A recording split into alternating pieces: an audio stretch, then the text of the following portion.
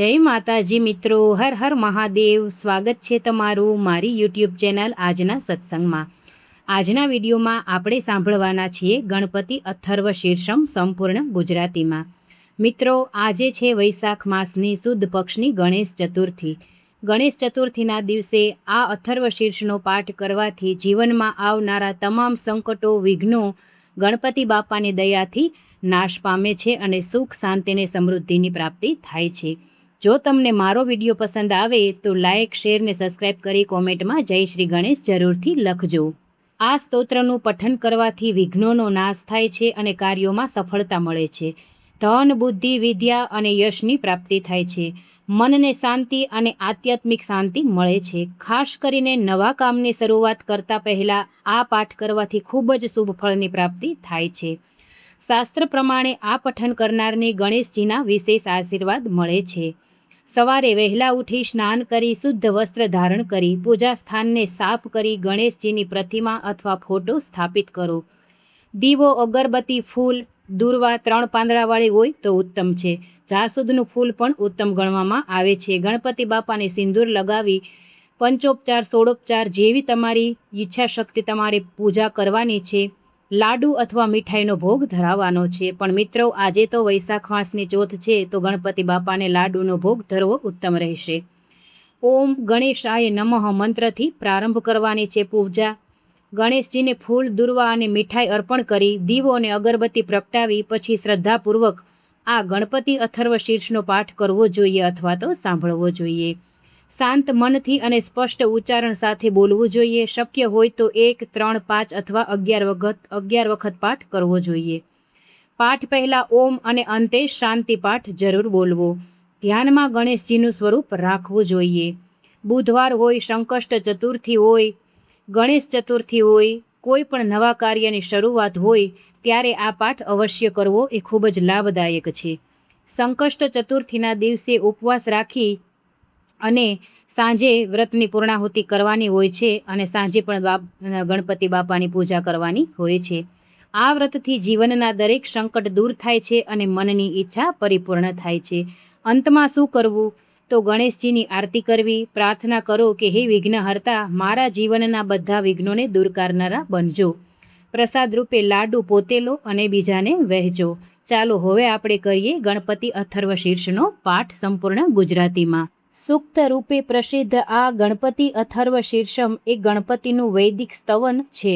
હરેક માંગલિક કાર્યમાં પ્રથમ થતા ગણપતિ પૂજનમાં પ્રાર્થના રૂપે આ પાઠ કરવાની પરંપરા છે। હે ગણપતિ, આપને નમસ્કાર।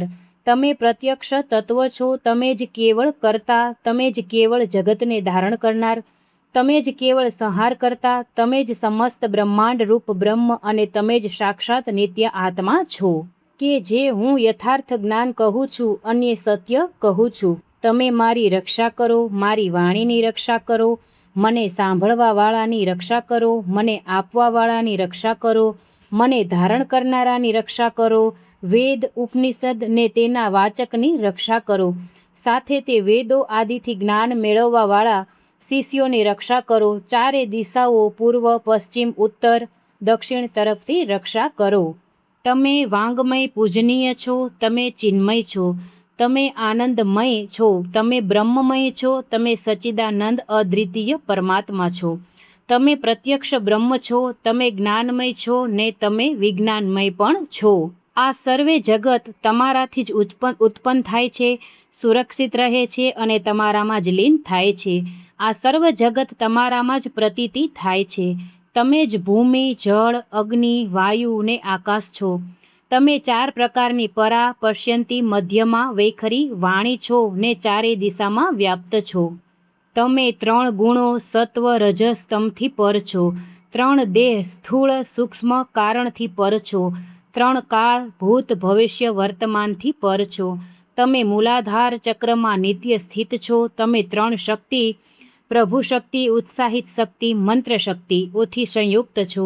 તમે જ બ્રહ્મા છો, તમે જ વિષ્ણુ છો ને તમે જ મહેશ છો। તમે જ ઇન્દ્ર, અગ્નિ, વાયુ, સૂર્ય, ચંદ્ર પણ છો।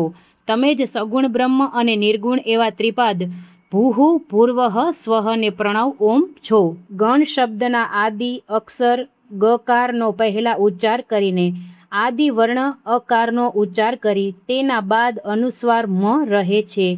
ગમ આ પ્રકારે અર્ધચંદ્રના પહેલાં શોભિત જે ગમ છે તે ઓમકારથી શુદ્ધ થાય છે, એટલે કે ગમના પહેલાં અને પછી પણ ઓમકાર થાય છે કે જે તમારા મંત્રનું ઓમ ગમ ગણપતયે નમઃ. તમે એ મંત્રનું સ્વરૂપ છો. મંત્ર છે ઓમ ગમ ગણપતયે નમઃ, કે જેમાં ગકાર પૂર્વરૂપ છે, અકાર મધ્યમ રૂપ છે, અનુસ્વાર અત્યંત રૂપ છે, બિંદુ ઉત્તમ રૂપ છે, ઉત્તર રૂપ છે, નાદ એ સંધાન છે, સંહિતા એ સંધિ છે. આવી આ ગણેશ વિદ્યા છે. આ ગણેશ વિદ્યાના ઋષિ ગણક છે, નિયુદ્ધ ગાયત્રી છંદ છે ને ગણપતિ એ દેવતા છે. જે એ એકદંતને અમે જાણીએ છીએ એ વક્રતુંડનું અમે ધીમહિ ધ્યાન કરીએ છીએ ને એકદંતી અમને જ્ઞાન અને ધ્યાનમાં પ્રેરિત કરે. ગણપતિ એ એકદંત અને ચતુર્બાહુ 4 હાથવાળા છે. તે તેમના 4 હાથોમાં પાશ, અંકુશ, દંત અને વરમુદ્રા ધારણ કરે છે. તેમના ધ્વજમાં મૂષક એટલે કે ઉંદરનું ચિહ્ન છે. તે રક્ત વર્ણ, લંબોદર, મોટા પેટવાળા, સુપર્ણકે એટલે કે સુપડા જેવા કાનવાળા ને રક્ત વસ્ત્ર ધરી રક્તચંદન દ્વારા તેમનું અંગ લેપિત છે.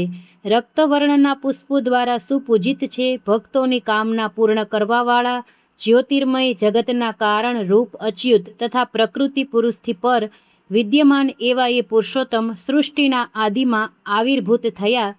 તેમનું એ જ આ પ્રકૃતિ નિત્ય ધ્યાન કરે છે. તે યોગીઓમાં પણ શ્રેષ્ઠ છે. ગણપતિને નમસ્કાર, ગણપતિને નમસ્કાર, પ્રથમ પતિને નમસ્કાર.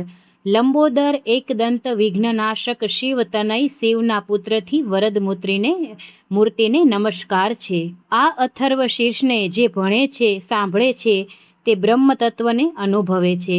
તેને કોઈ વિઘ્ન નડતું નથી. તે બધે જ સુખ પ્રાપ્ત કરે છે. તે 5 મહાપાપમાંથી મુક્ત થાય છે.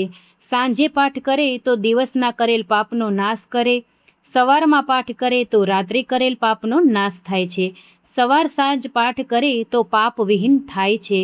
બધે સમયે પાઠ કરનાર વિઘ્નરહિત થાય છે અને ધર્મ, અર્થ, કામ અને મોક્ષ 4 પુરુષાર્થ સિદ્ધ થાય છે. આ અથર્વ શીર્ષ આપણો શિષ્ય ન હોય તો તેને આપવું ન જોઈએ. જો મોહથી આપીએ તો પાપી કહેવાઈએ છીએ. આ અથર્વ શીર્ષનું 1000 વાર આવર્તન પાઠ કરીએ તો જે કામના કરીએ તે સિદ્ધ થાય છે. આનાથી ગણપતિનો અભિષેક કરવામાં આવે તો વક્તા વાણીને જાણનાર થાય છે. ચોથને દિવસે ઉપવાસ કરીને જપ કરે તો વિદ્યાવાન બને છે. આ અથર્વવેદનું વાક્ય છે જે બ્રહ્મ આદિ આવરણોને જાણે છે તે વ્યક્તિ કોઈનાથી ડરતો નથી. જે દુર્વા અંકુરથી પૂજા કરે તે કુબેર જેવો ધનવાન થાય. જે જુવારથી પૂજે તે યશવંત બને છે, સ્મૃતિવાન થાય. જે 1000 લાડુ વડે પૂજે તેને ઈચ્છિત ફળ મળે. જે સમધિ વડે પૂજે તેને બધું જ પ્રાપ્ત થાય. જે 8 બ્રાહ્મણોને આ ઉપનિષદનું સમ્યક જ્ઞાન ગ્રહણ કરાવે છે તે સૂર્ય સમાન તેજસ્વી બને છે. જે સૂર્યગ્રહણના સમયે મોટી એટલે કે નદીમાં મૂર્તિ સમક્ષ આ ઉપનિષદનો જાપ કરે તો સિદ્ધ મંત્ર થઈ જાય છે. મોટા વિઘ્નો તેને ના નડે, તેને મોટા દોષ ન થાય, તે મોટા પાપથી બચી જાય. તે બધું જાણનાર સર્વવિદ બને, બધું જાણનાર બને. આ જે જાણે છે તે જ આ ઉપનિષદને જાણે છે. આ ઇતિ શ્રી ગણપતિ અથર્વ શીર્ષમ ગુજરાતી અનુવાદમાં અહીં સંપૂર્ણ થાય છે જે ઉપનિષદમાં વર્ણવેલું છે. હવે આપણે સાંભળીશું શાંતિ મંત્ર જે ગણપતિ અથર્વ પૂરું થયા પછી બોલવામાં આવે છે. જેની કીર્તિ 4 દિશાઓમાં વ્યાપ્ત છે એવા ઇન્દ્રના જેવી જેમની ખ્યાતિ છે. જે બુદ્ધિના અપાર સાગર છે, જેનામાં બૃહસ્પતિના સમાન શક્તિ છે અને જેના માર્ગદર્શનથી કર્મ કરવાની દિશા મળે છે કે જેથી સમસ્ત માનવજાતિનું ભલું થાય છે. તેમની અમે પ્રાર્થના કરીએ છીએ. ઓમ શાંતિ શાંતિ શાંતિ. તો ચાલો સાથે મળીને બોલીએ સર્વપ્રથમ પૂજનીય ગણપતિ બાપાની જય. ગૌરીનંદન શંકરના સૂતની જય હો. મિત્રો, આ હતું ગણપતિ અથર્વ શીર્ષમ જે આપણે સંપૂર્ણ ગુજરાતીમાં સાંભળ્યું છે. તમારાથી કે મારાથી કોઈ પણ ભૂલ થઈ ગઈ હોય તો આપણે ગણપતિજીના ચરણોમાં માથું નમાવી માફી માંગીએ છીએ. તમારે સાંભળવામાં ભૂલ થઈ હોય, મારે બોલવામાં ભૂલ થઈ હોય, બરાબર છે. વિડીયો ગમ્યો હોય તો લાઇક, શેર ને સબસ્ક્રાઈબ કરી કોમેન્ટમાં જય શ્રી ગણેશ જરૂરથી લખજો. જય માતાજી.